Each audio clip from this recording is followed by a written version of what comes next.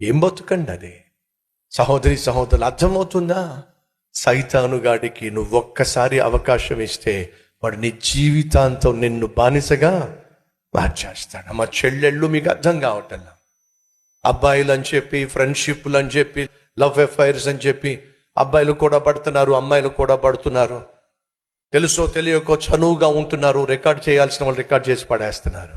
ఆ రికార్డు ముసుగులో నీ జీవితాంతం నాశనం కావాల్సిందే, వాడికి బానిస కావాల్సిందే. ఎవడో బాయ్ ఫ్రెండ్తో చనువుగా ఉండాలని చెప్పి వెళ్ళి ఆఖరికి ముక్కు ముఖం ఎరగనటువంటి తాగుబోతోళ్ళతో, తిరుగుబోతోళ్ళతో వాళ్ళు ఎంతమందితో ఏ పాపిష్టి పనులు చేస్తున్నారో అలాంటి అడ్డమైన వాళ్లకు తన శరీరాన్ని అప్పగించాల్సిన దౌర్భాగ్య స్థితి. ఇదే సైతానుగాడు చేసేటటువంటి పని.